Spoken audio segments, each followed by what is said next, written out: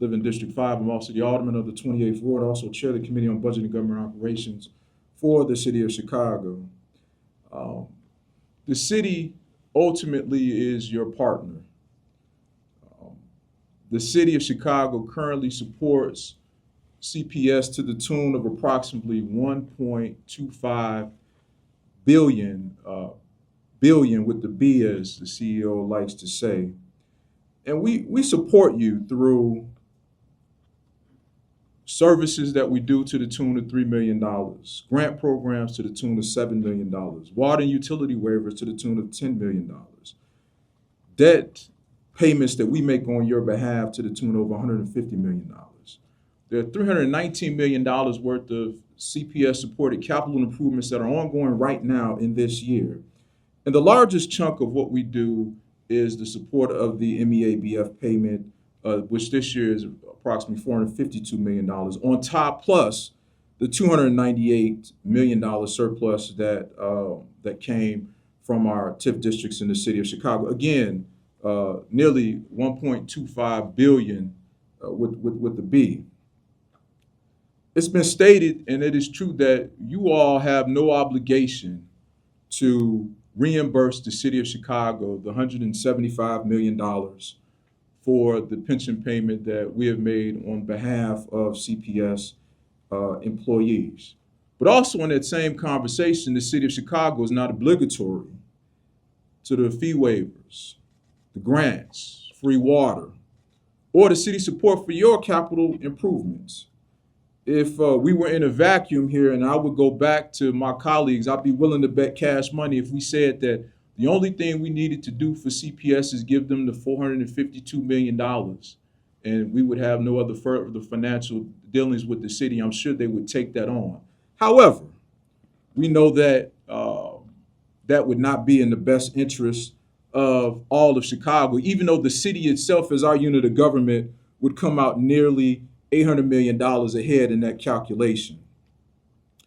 Again, according to the original intergovernmental agreement, we were to do $300 million from this body to help with weaning you all off of the MEABF payment that was coming through by us for you. But understanding you all's financial situation, that number was not $300 million, even though we sent $300 million. We're only asking for $175 million of that. And unfortunately, I understand that you all have just been brought and came into this situation. And we understand these are legacy issues, and these are not issues of your making. However, we understand your dilemma because I too sit in similar situations at the city of Chicago. However, I'm challenged because these are all known factors. It was known that there was a pension payment that was supposed to be paid by this body to the city of Chicago. It was a known fact that there were ongoing labor negotiations and that dollars should have been set aside for that conversation. Not today, but back in March of last year or beyond, when we knew that these obligations were going to exist.